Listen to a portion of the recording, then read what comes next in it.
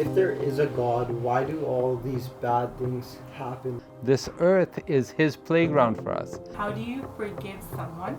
We all have people in our past who have taken advantage of us, but they all serve to make you who you are today. When you're starting out meditation, Yes. in the beginning, is it okay to be, in a way, sort of like fearful of starting? Like, in a sense that you're not, you always find a way to not do it when you're saying, hey, I want to start meditation. I know I've had that conversation many times, but I feel like there is a little bit of fear there to start it. And do you know why that is, or why, like, how you can overcome something like that?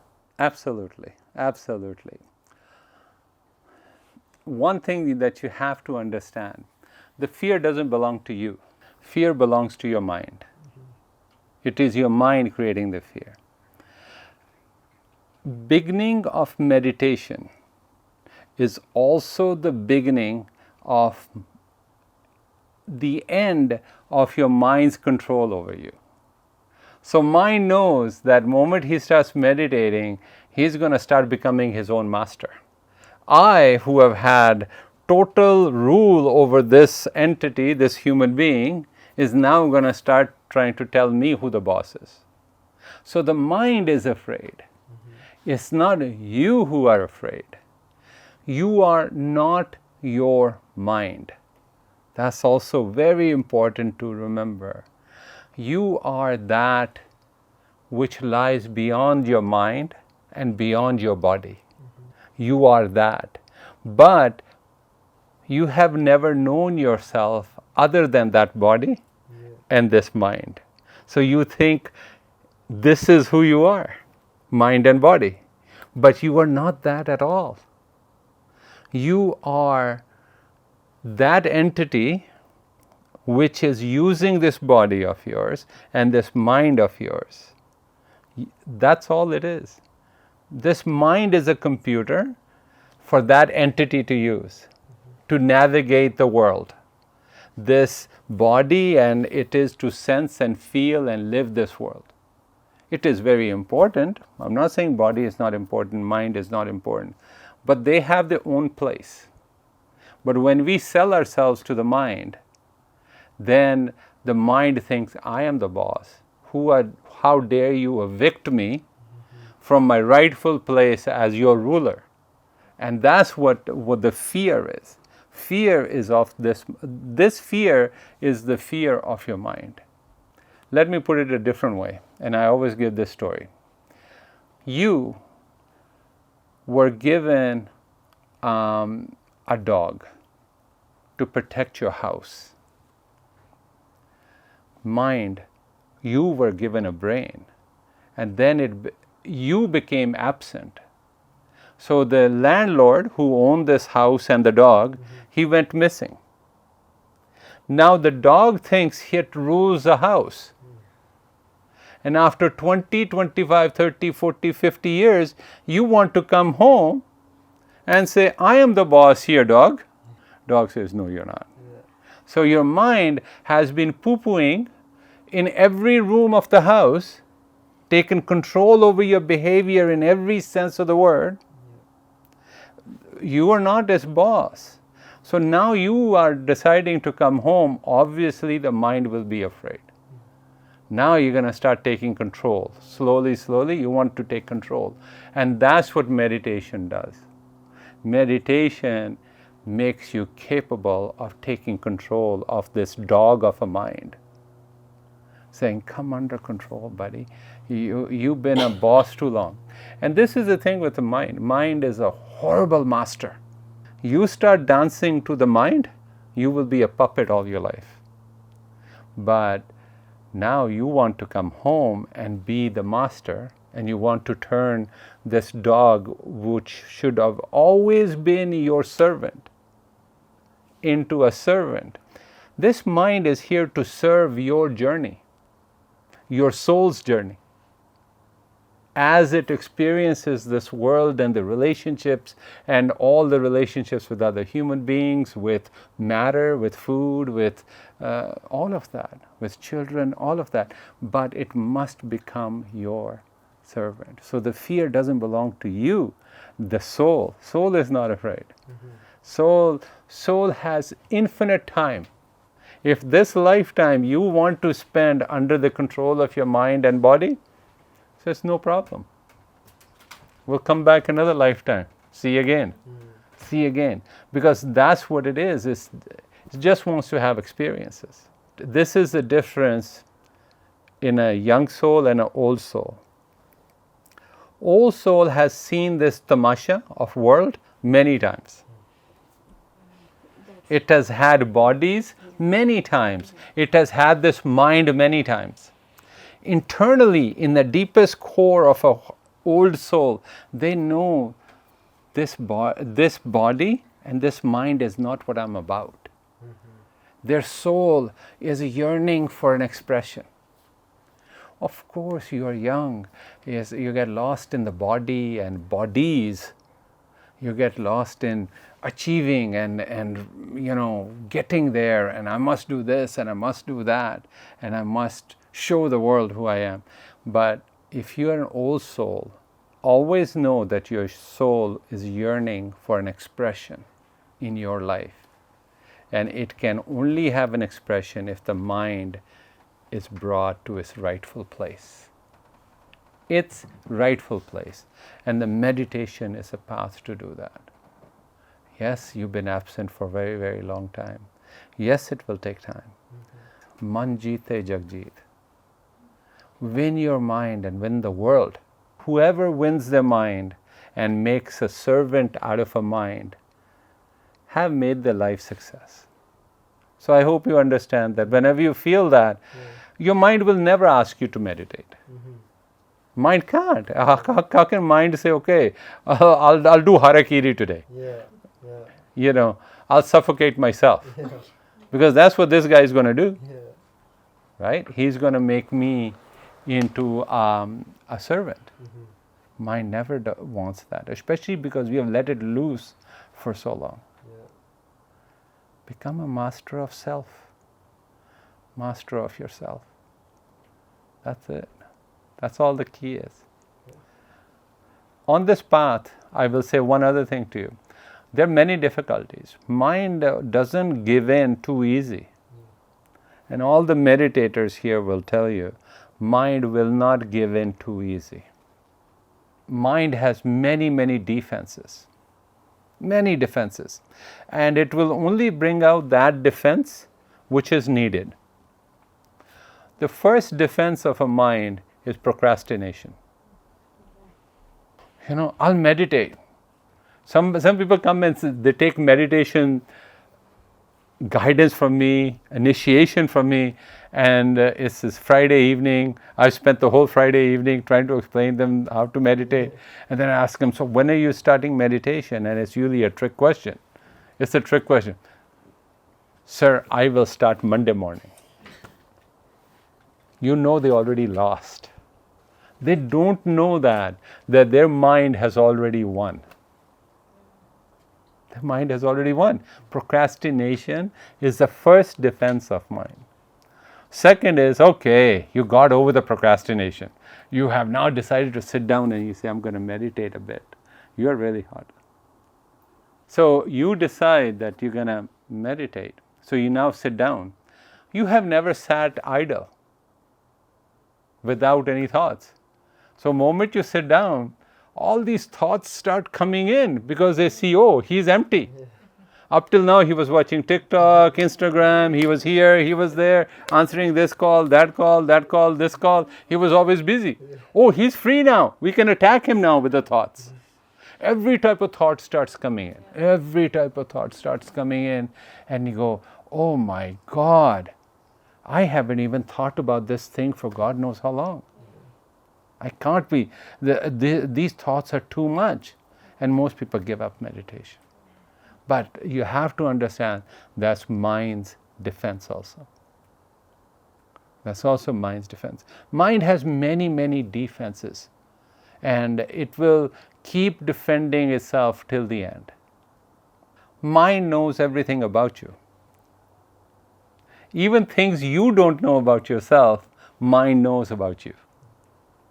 So it will use everything at its disposal. Mind is a man jeete jag jeet. Win the mind, win the world. Come to meditation when you are ready. When it is a calling, you say, I need this. When you're thirsty, when you're ready, when you're ready to be a warrior and win this battle over your mind. Mind is a very, very cunning foe. It knows you so much. It looks for every little weakness you have. See, we human beings, for every subject, we have had a teacher. You want to learn mathematics, teacher. You want to learn English, teacher. You want to learn science, teacher. You want to learn physics, biology, whatever, you have teachers. But somehow our mind, our ego feels, how dare I ask somebody how to meditate? If you can find a teacher that you trust, get instructions. You need somebody who can look at you and see your energy and say, do it this way. There's also one really good reason to have a teacher. A doctor, and we have a doctor in the house, a doctor can give you a water pill, pseudo pill, and just because doctor gave it to you, it can cure you. This is how crazy our mind is.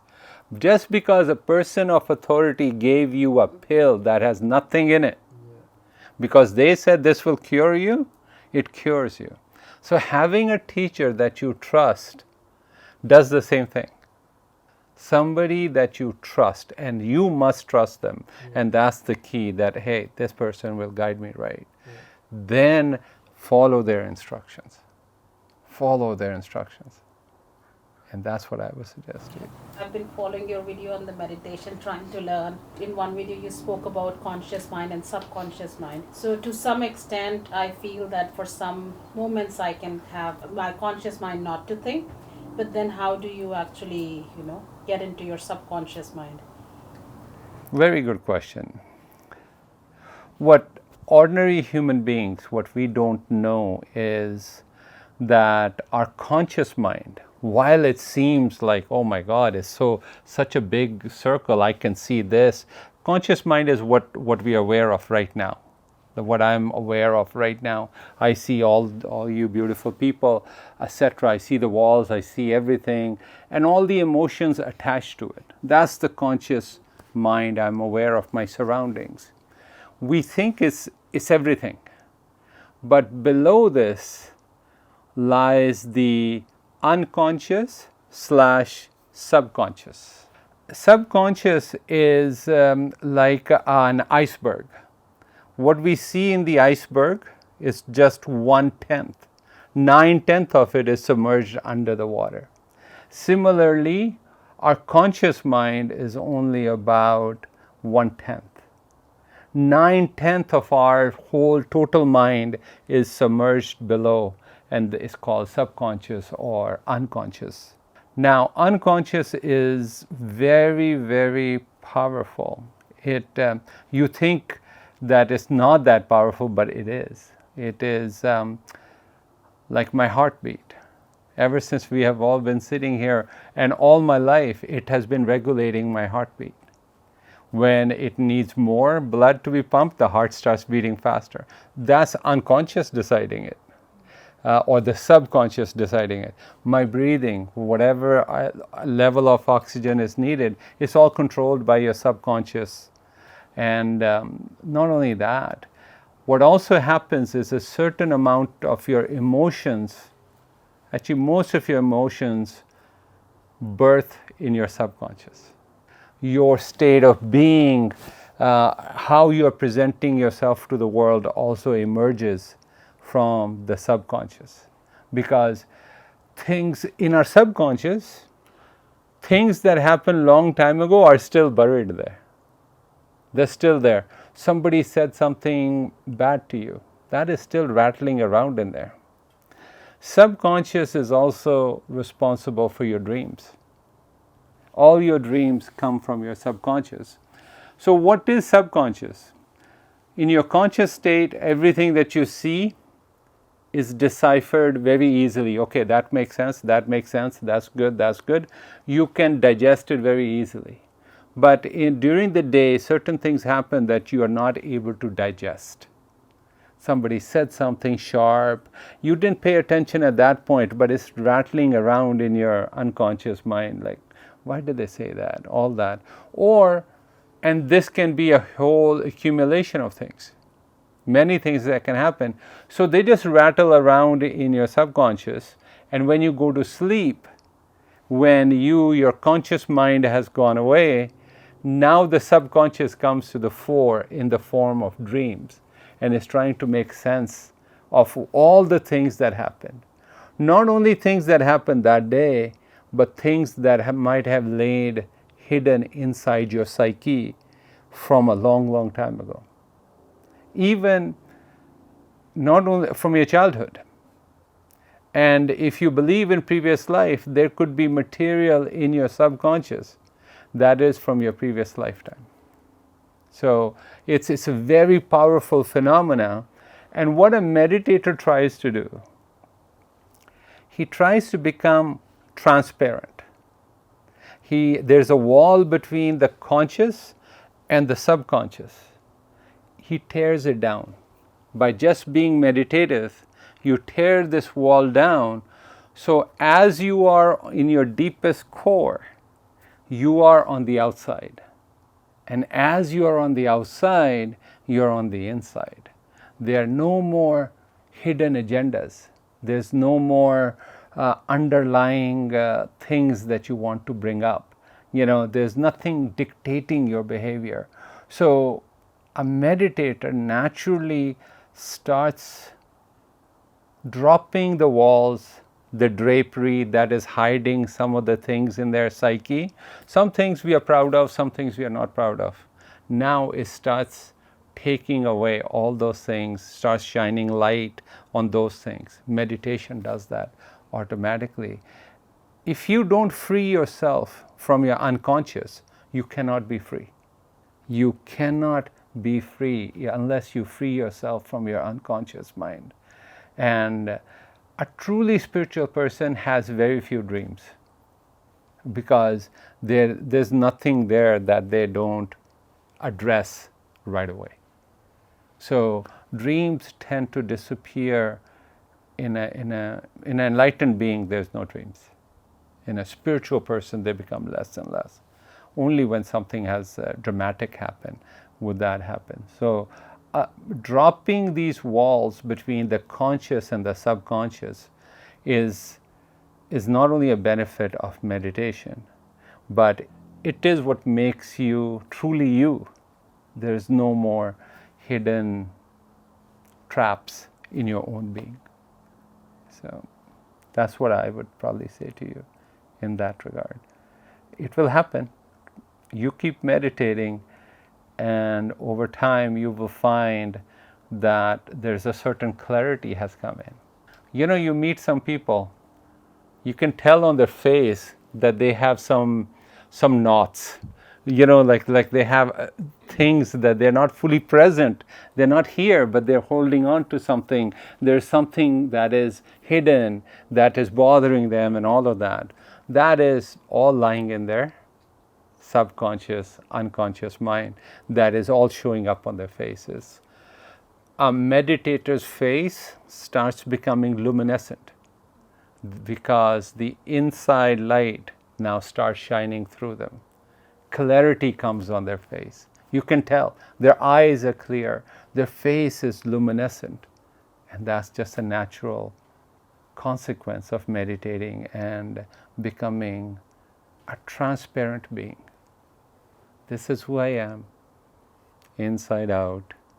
As I am on the inside, I'm on the outside, and as I'm on the outside, I'm on the inside. I have no hidden agendas. I am just who I am. I have a question about meditation. So when you are meditating, that's one part of your daily journey. But on the other part, what if you have to still be competitive in whether it be work or business or in school, or matching to a competitive specialty of some sort? And how do you balance that? Because that is, it's like two different parts of you throughout the day that you experience. One part you're calm, and the other part you have to be like a tiger almost. There's a young man that I know, Jimmy. He captained Canada cricket team and very competitive. Obviously, to make it to the World Cup and to that level, you have to be competitive. And I understand competitiveness. And I'll go to the most extreme, explain that, and then we'll come back towards your question where you just have to be yourself. He also had a difficulty because, you know, you get raised in a Western society or any society nowadays, and it's like, how do I win over my competition? How do I do this? How do I do that? I'll show them. I want to put them down so that they never get up again. How dare they? This and that. This is what you have to understand, that he is a cricket player. I told him, and I had to learn this myself, so I'm not something I'm telling him that was foreign to me. Without your opponent, you don't have a game. The game that you love yourself, right? So the opponent, very least, deserves respect. And you don't need to kill your opponent, but look at it differently. Do the same thing, but have a different volition in your heart. Rather than say, I'm going to bury them or I'm going to beat them really badly, you say, God has given me energy to play cricket. I'm going to play the very best game against this person so that their game gets elevated. If I play at my best, then their game will be elevated. That's why you want to play against people, even tennis, any sport, you want to play against people who are better than you. Because when you play against people who are better than you, your game improves. So it's very important to understand that the other is very important. And at a certain point, a meditator also reaches a point where he starts seeing that energy that's in me is also in my opponent. Yeah, I mean, I remember once a championship match we were playing and we lost in the championship match, and we lost to youngsters who were up and comers. And yes, we were like all down, but then I looked at all the youngsters who were over there celebrating their win, and I felt elated that they get to experience win. Yes, I lost, but another piece of God won. They're also pieces of God. They won. Today, this God had to experience a loss. And hallelujah to that. Did I do my best? Yes. Things didn't go our way? They didn't go our way. It's all good. Did they play better than us? Yes, they did. Did they deserve to win? Yes, they did. And why can't I rejoice in their happiness? So that's just one type of competitiveness that you can overcome if you're truly meditative, trying to see the same God dancing in your opponents, supposedly opponents, right, in a game of cricket. Nothing should stop you. Your meditation should never interfere in you being yourself, but a kinder self. You being yourself shouldn't have to run roughshod over other people. That has to be avoided. That has to be softened up. Yeah, sure, you can be tigress. You can be tiger. Whatever you want to be, you can be. But just understand that I also need to bring respect for other people who are in my vicinity, who are there. They are both aspects of same spirituality.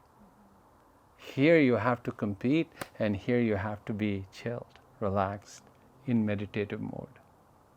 So try to see oneness on both extremes, in both sides. That's how it has benefited me to see it that way. Soon what happens is when you start seeing one God dancing in everybody, competition disappears. You still compete for the sake of the game, because the rules for the game to be played, it says that I should give my best and you should give your best. but it does not mean that I need to trample on you or you need to trample on me. So, nothing wrong with that. And it comes with some practice, because all of our life we have been told to achieve, go. Yeah, meditation. More and more you'll become meditative, you will understand that. More and more you will meditate. I tell people, your meditation is not, you're not meditating. If you say you're meditating, but your meditation does not go with you to work, does not go with you to your relationships, if it doesn't go into your friendships, your meditation must travel with you. It should never be left in your meditation room. If it's only confined to that room where you meditated, then you are doing something else, you're not meditating yet. Eventually, meditation will penetrate every aspect of your life. Even the type of woman you are, type of mother you are, type of sister you are, type of daughter you are, type of wife you will be, it will penetrate every aspect of it. Another way of looking at it is, if meditation does not give you love, and the fragrance of love and compassion and understanding doesn't come in you, you're not meditating. Love should make you more meditative, and meditation must make you more loving. They go hand in hand. They look like they're on the opposite sides of a mountain. It seems like you're trying to climb to God, and one is starting from this side, love, and meditation is all in your mind, is starting from this side, opposite sides. But as you get closer and closer to the top, they get closer and closer. Closer to the peak, they merge. So Guru Gobind Singh Ji, in my humble opinion, one of those gifted souls that was born enlightened. Moment they were born enlightened. Many teachers became enlightened much later, but Guru Gobind Singh Ji was born enlightened. And he says, "Main haan taram purkh son dasa, vikhan ayo jagat tamasha," which is a beautiful thinking. Now, there's few things to understand. I am a das of God. I have come to this earth to see this tamasha, this play. Now, he uses one very weird word for himself. He says das. Das has no direct English translation. Das, if you're looking for an English word, it can be a servant. But das is not a servant. Das is also not a slave. So a das is somebody who, with all their loving self and their most intelligent self, has dedicated themselves to either God or to the teacher or to the guru. And that's a das. He who has willingly dedicated themselves to God. That's a das. So he says, I'm a das of that, of God. And I have come to this earth to see this tamasha that is happening here.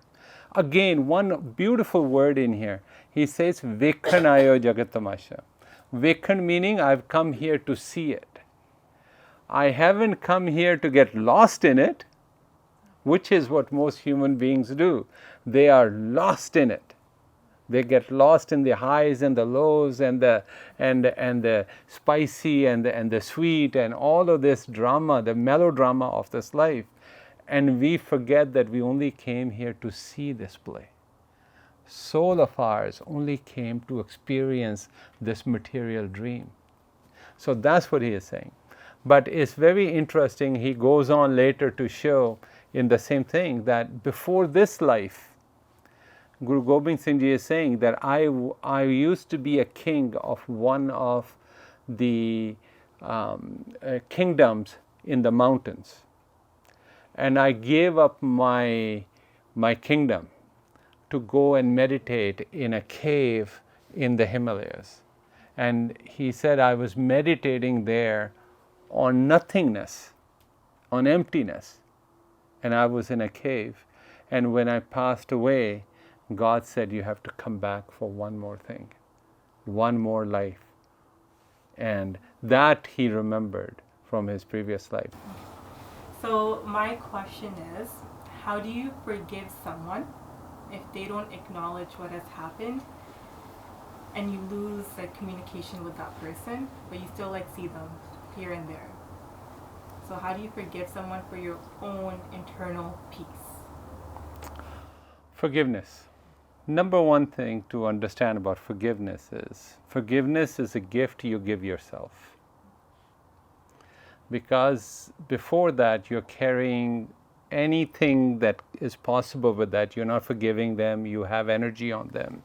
You might not even like them, they might have done you harm. You're carrying all that baggage. So when you decide to forgive, you choose to take that load off your head that was weighing you down. You're going to now take that and put it aside. So number one thing to know about forgiveness is that forgiveness is necessary whether or not the other person has asked for forgiveness or not. Reason is, sometimes people end up being the way they are. Maybe they abused you, they said something wrong to you. We don't know their past. Most of the times, the glimpse we have of other people is a very short glimpse. It's as if there's a movie going on. And this movie has been going on for 30, 40, 50 years in this theater. And it's a continuous movie. And you walked into the life. You walked in from one door, you walked through the alleyways of the theater, and then you walked out from the other door. You are judging them, their whole movie, on what you saw in that 4, 5, 10 seconds, 20 seconds of their life. So we never know where these people are coming from, what made them as they are. We don't know who or what abused them. I always have this story, like there was actually just a recent while ago, there was a story of this teacher that had abused a young boy. It was a female, and she had slept with this young boy. And she was getting sentenced. And people were throwing a lot of abuse at her, basically. But now, if you can take the story back and even expand it further, other than just this incident, you take it further, if you take it to her childhood, and you find out that she herself was abused. So now you look at her a little bit differently. It might not be the same harshness you were looking at her before, because sometimes we grow up in age-wise, and society holds us responsible. But what we got hurt as a child lingers with us. Sometimes what you got hurt as a child lingers in some people till they are on their deathbed. That's how powerful this society is and in doing to us.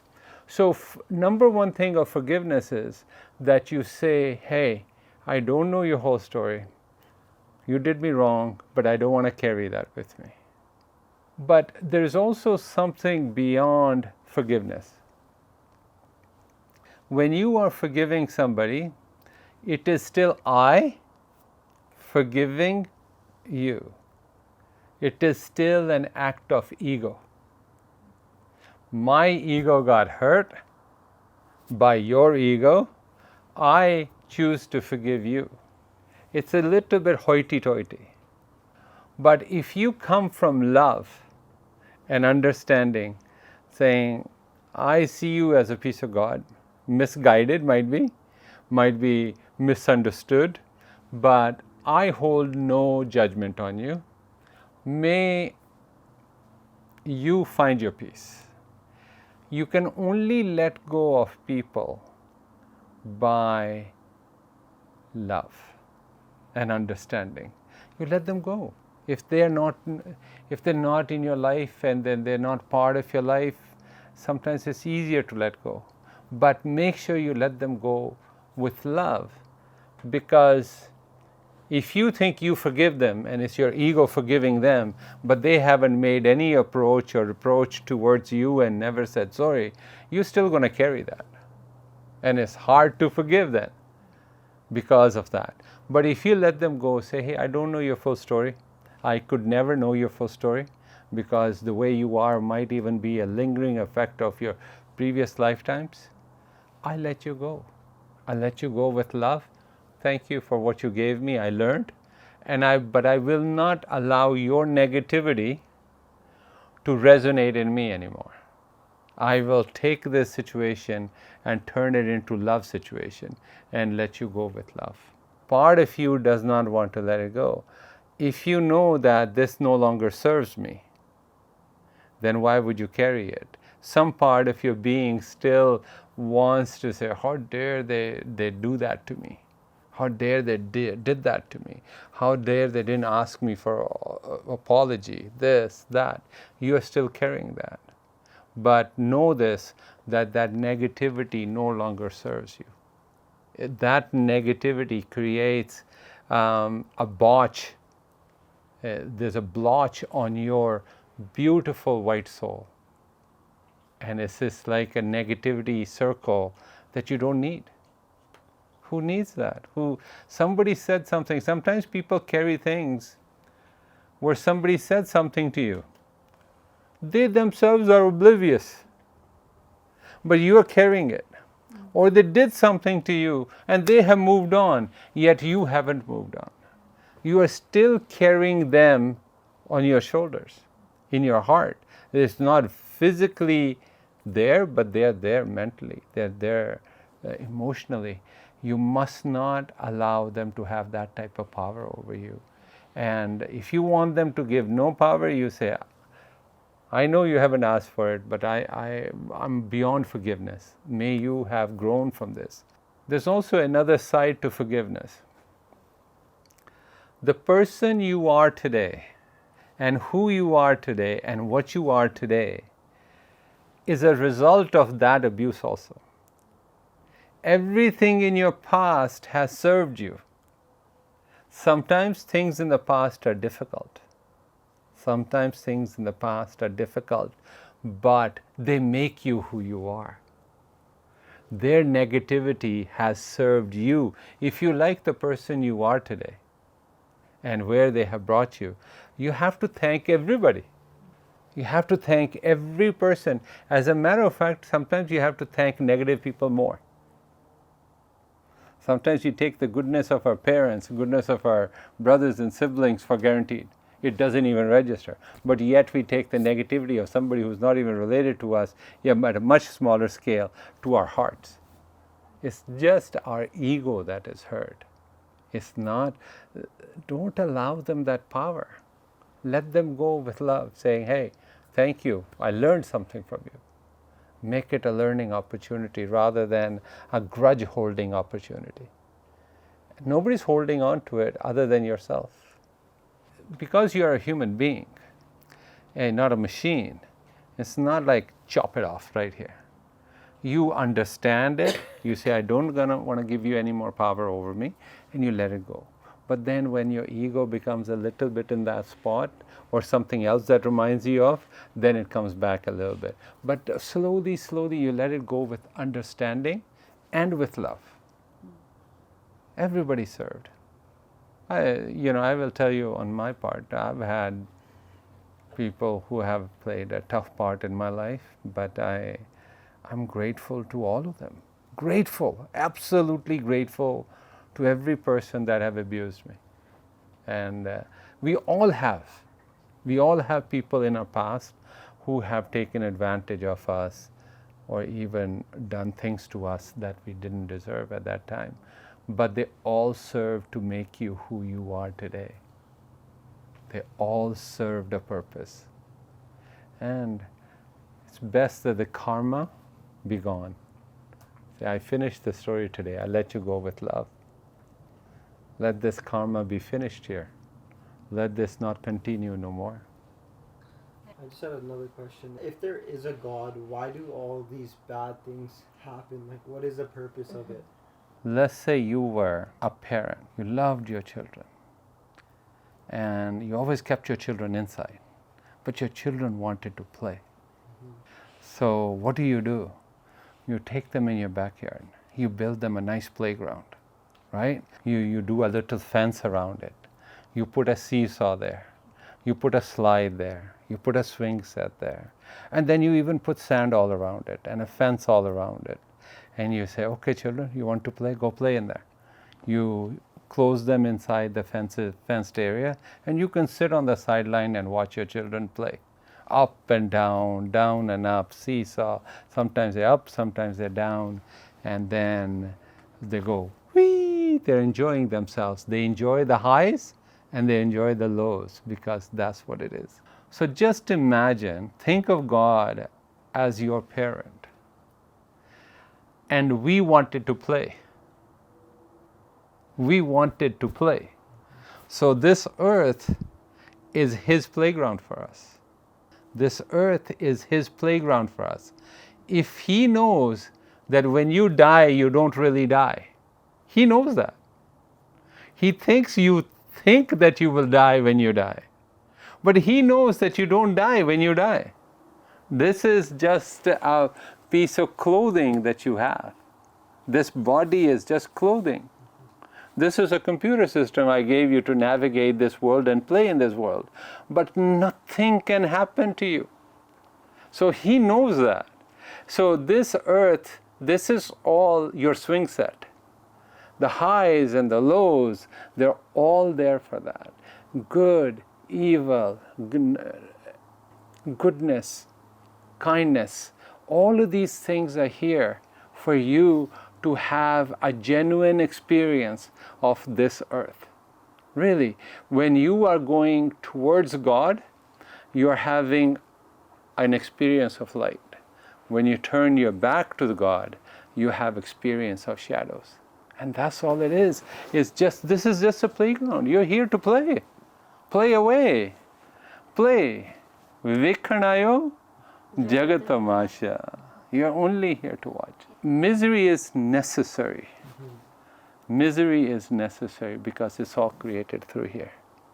We forget why we are here. This play is made better by another rule that God has put into play.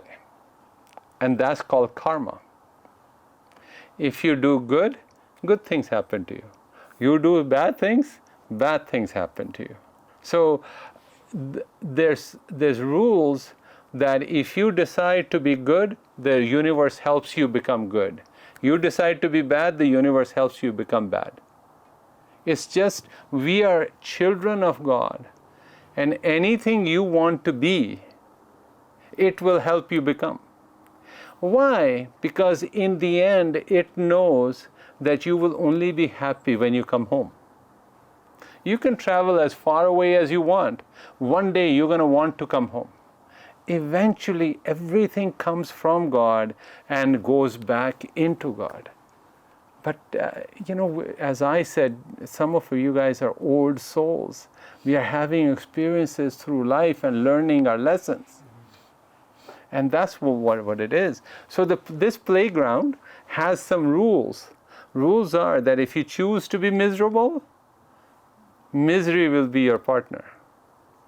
You choose to be happy, things happen that make you happy.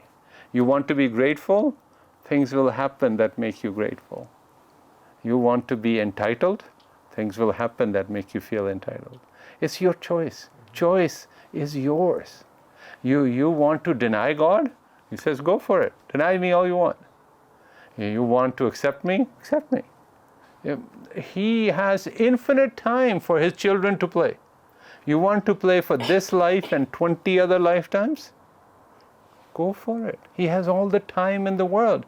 Time might be a commodity for you and yourself and me and all of us. But it's not a commodity in God's world. He has infinite time. He can wait for His children to come home till the universe is gone. because then there's other universes for him. It's not only here. It's just, he has infinite time, and we are his children. That's what you have to walk in this life with a certainty. I'm a child of this existence. I'm a child of God, and I demand it. This is how Jesus Christ can say, me and my Father are one. Me and my Father are one. In Hinduism, even in the highest realization anybody can have is Aham Brahmasmi. I am Brahma. I am the creator. That's the highest realization any human being can have.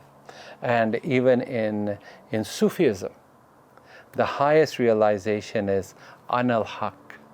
I am the truth. But this is not a proclamation of an Egyptian king who is saying, I am the king. I am the God. No, this realization only happens to the most humble.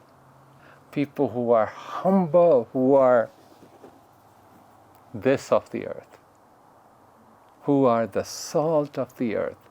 Humility, absolute no baggage here. It happens to only those people who realize there is no difference in me and God. All difference was my imagination and perceived by my mind. There is no difference. Fish is born in the ocean, came from the ocean. Its mom and dad came from the ocean. It eats ocean all day. It sleeps in ocean. It drinks ocean all day. Yet it says, I'm thirsty for God. I'm thirsty for the ocean. What ocean? Where is the ocean? This is also the same thing with us human beings. We live in God. We are in God. We eat God. We sleep God. We think God. Everything we do is godliness. Yet we have convinced ourselves we are separate. And then also time comes in certain souls. They say, I'm thirsty for God. What they don't know is you're surrounded by godliness. So to say you're surrounded is still saying it's far away. It is in you. It's in every molecule of you. It's never far away. He is in you. He's in you. So it's a different game that we have to play. But these, like I've told you about this is knowledge for you. You have to make it your knowing. That's the difference. Difference is when you know it for yourself, that there is no difference between me and God. I am a piece of Him. I'm not even peace. I am in Him, about Him. I sleep Him. I eat Him. I live in Him. I think in Him. Everything belongs to it. Then there's a total freedom. I'm free. I'm free. Different way to look at life. But it's the genuinely real way to look at life. We'll just take 5-10 minutes and just take a little meditation, and then we can call it a day, guys. Right? Yeah. Is that good with everyone? Yes. Okay, just find a comfortable place, comfortable spot, so you feel good. Everybody take some deep breaths.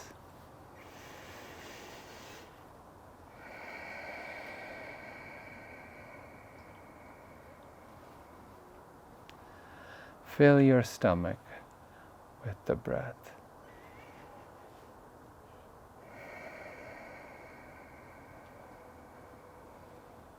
With each breath, go a little bit deeper into yourself.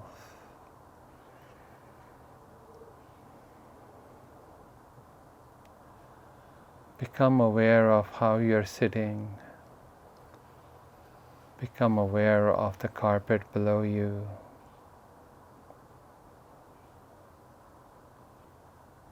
Feel the temperature of the room on your skin. Become present. Each in breath to your stomach.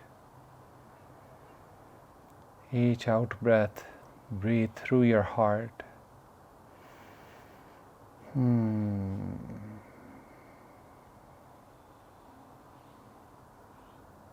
Feel the traffic far, far away on the road.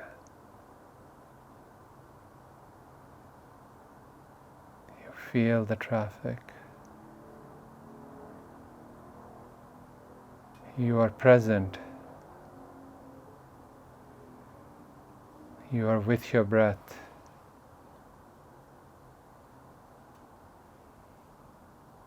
Feel yourself in your body. Feel yourself established in your body. Feel your legs, arms. You are here.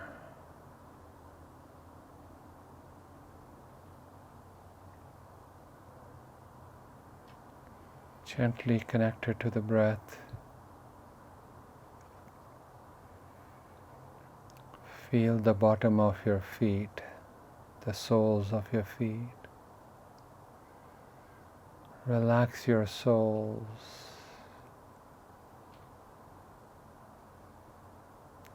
Relax your toes.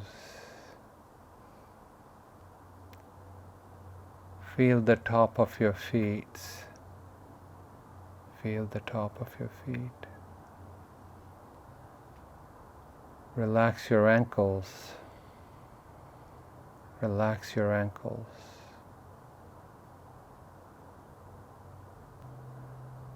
Relax your shins. Relax your shins.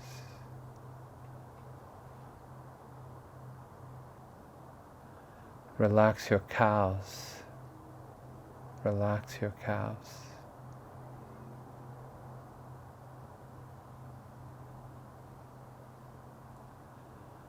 Relax your knees. Relax your knees.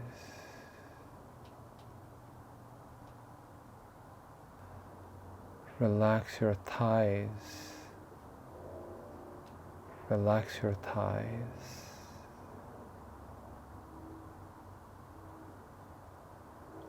Relax your hamstrings.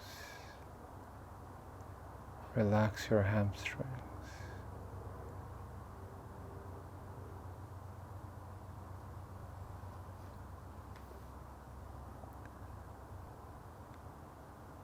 Relax your pelvis. Relax your pelvis.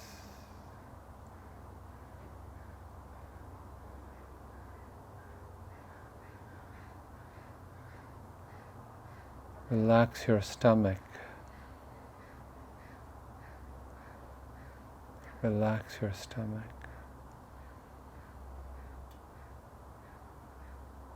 Relax your chest. Relax your chest. Feel your chest rising and falling with each breath. Relax your collarbones. Relax your collarbones.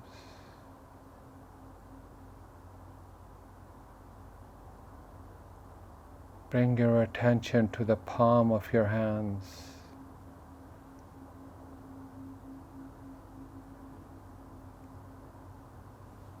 Gently feel the palms.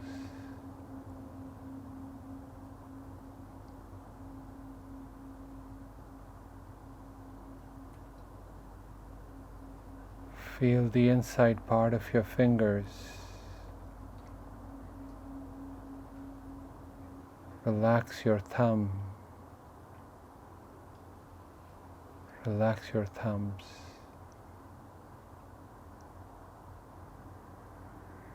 Feel the backside of your fingers. Feel how they're folded, relaxed.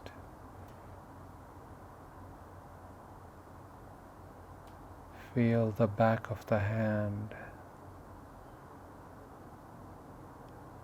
Relax your hand. Relax your wrist. Relax your wrist.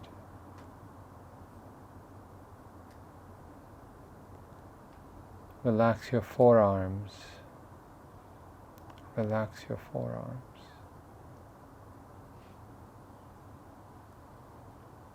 Relax your elbows.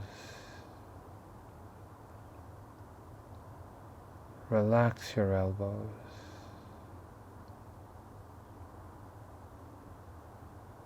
Gently connect it to your breath.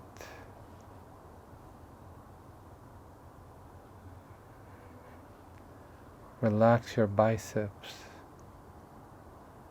Relax your biceps. Relax your triceps.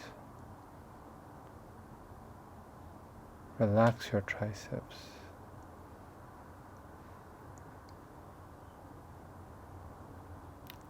Relax your shoulders. Relax your shoulders. Feel your shoulders fall away from your neck. Let them relax.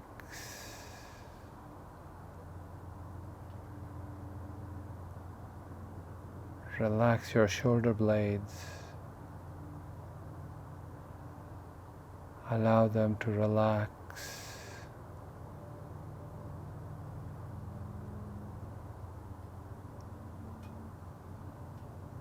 Relax your rib cage. Relax your rib cage.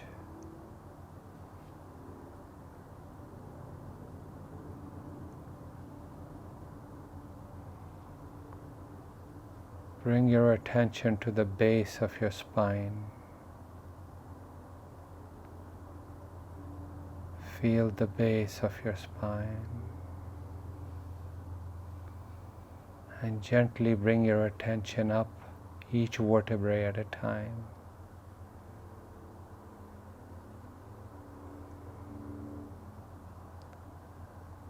You feel all the vertebrae of your lower back.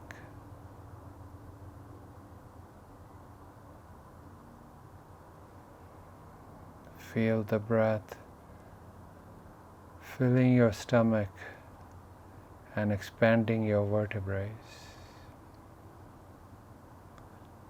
Relax your middle spine.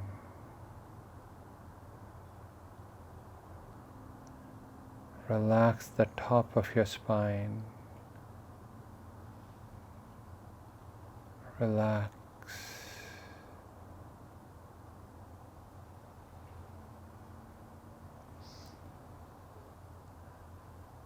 Feel the top of your spine where it disappears into your brain.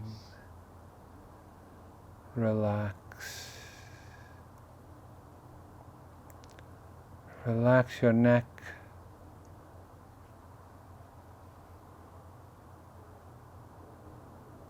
Relax the back of your neck. And the side of your neck. Relax the side of the neck.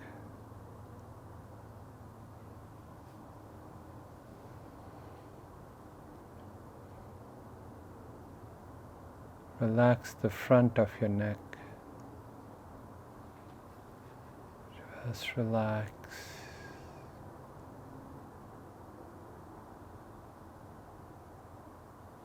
Relax your chin. Relax your chin.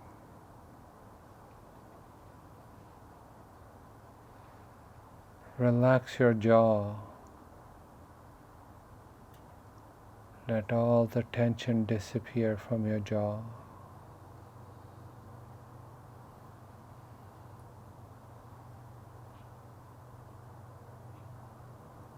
Relax your teeth. Relax your teeth.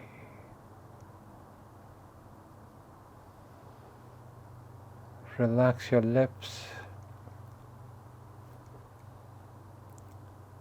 Relax your lips. Relax the area around your lips.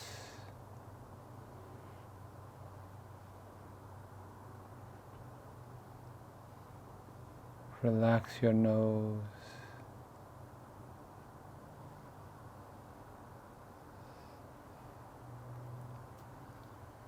Relax your eyes. Relax your eyes. Allow your eyes to rest in your eye sockets.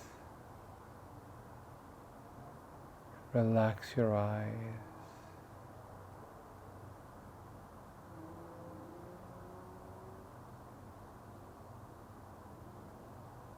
Relax your cheekbones.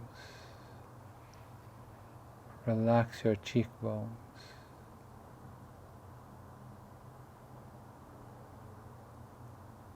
Relax your ears. Relax your ears.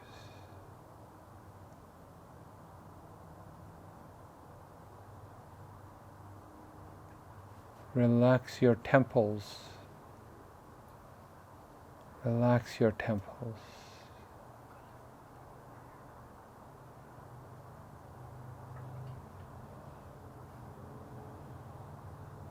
Relax your forehead. Relax your forehead. Feel your forehead shining.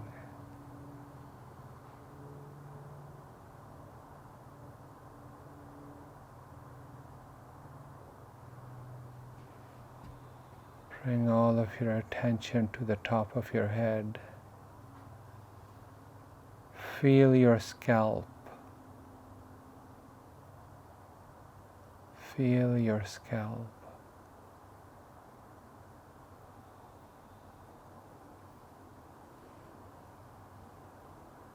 Bring your attention to the center of your scalp, where the babies have a soft spot. Feel this area tingling.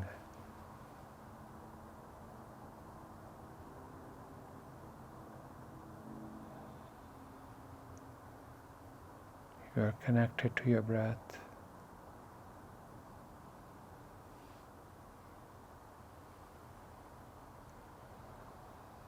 You're aware of your scalp.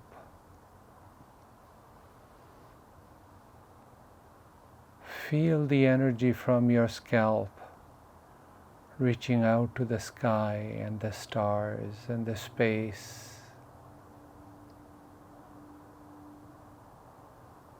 From your scalp, from the soft baby spot, you are connected to the universe.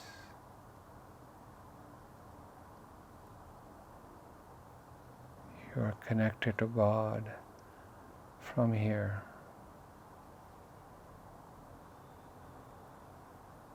Feel the energy of the universe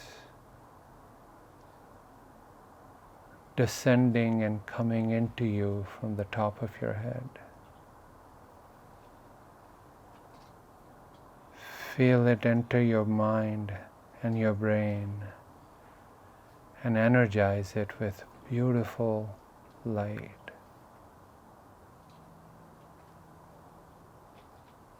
Feel the light energizing your brain, making you feel light.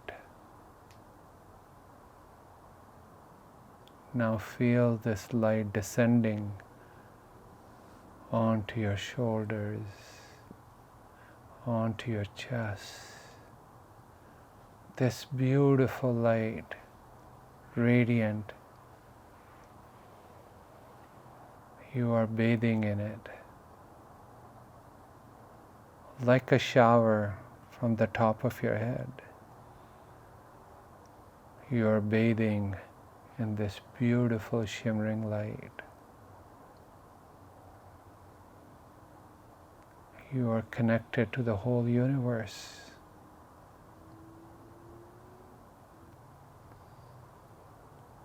This connection is ever present.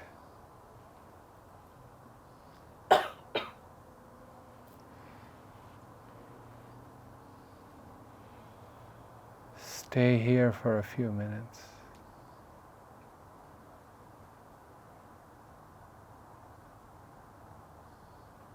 Connected to your breath. Feeling this beautiful light.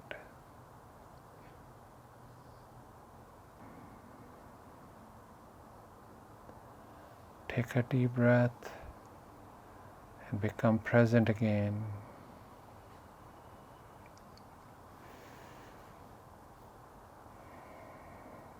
You are here. You are present.